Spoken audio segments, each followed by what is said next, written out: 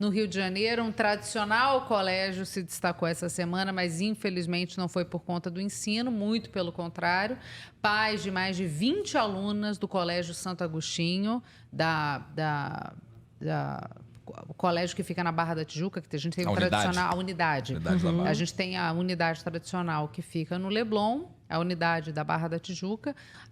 Os pais das alunas de lá denunciaram que colegas das filhas estavam recriando e espalhando imagens delas nuas e em cenas de pornografia a partir de inteligência artificial, Manu. Os pais procuraram a Delegacia de Proteção à Criança e Adolescente depois de descobrirem, né? Provavelmente os filhos procuraram os pais e falaram que estavam acontecendo. E as imagens estavam circulando em grupos do WhatsApp. É muito surreal, né? Porque não basta você se preocupar com o vazamento de fotos originais. Então, você educa, né, seu filho, dizendo, não, eu entendo, pode ser um fetiche, mas não faz. E você educa a criança, mas nem isso funciona. Não, agora fazem o que querem, o que não querem com seu rosto, né, digamos assim. Ontem a informação que a gente teve é que alguns alunos que participaram da criação da inteligência artificial já foram identificados. E eles podem responder como menores infratores por atos previstos no ECA, que é o Estatuto da Criança e Adolescente, que protege justamente essa idade, né? E o que diz o ECA? Simular a participação de criança ou adolescente em cena de sexo explícito ou pornográfica por meio de adulteração, montagem ou modificação de fotografia, vídeo ou qualquer outra forma de representação visual. Que doido. Porque eu ia dizer agora exatamente isso. Pô, com a evolução da tecnologia, a gente vai ter que mudar o ECA, vai ter que mudar as leis, mas já tinha, tá, muito bom saber que... E o mais chocante é que, de acordo com os depoimentos que eles escolheram, os meninos, um dos meninos teria mencionado: não vai acontecer nada comigo porque eu sou branco e rico. E o pior pode ser o primeiro a ser pego como exemplo. Tomara, né? Deveria. Mas o pior é que ele, em algum grau, ele tem razão. Mas a certeza da impunidade é chocante, né? Não, tem razão. Uma das escolas mais caras do Brasil, uma das melhores escolas do Rio de Janeiro, é branco, é rico. Então, aí ele tem certeza da impunidade, ele acha que fazer isso tá O que pode rebalancear essa equação é que as meninas também são brancas e ricas.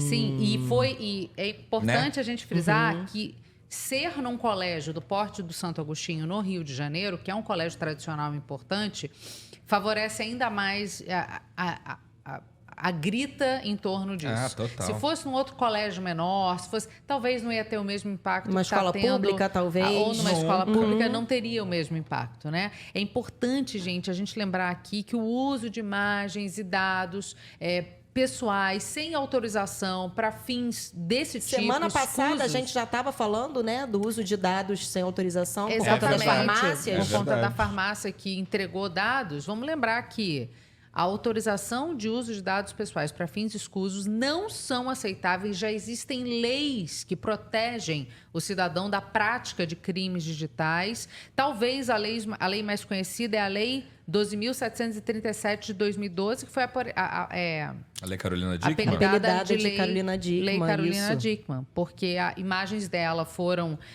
divulgadas por hackers que invadiram o computador dela, ou seja, não foi a inteligência artificial. Esse que é o grande problema. E foi um caso ainda mais complexo, porque ela mandou o computador para arrumar.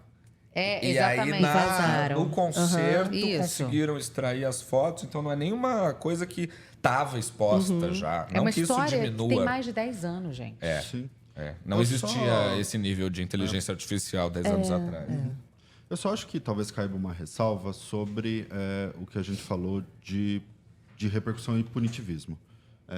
Inclusive, para destacar o comentário da nossa querida Vitória Amato, falou que é absurdo. Como regulamentar isso? É fácil perceber que é uma imagem criada.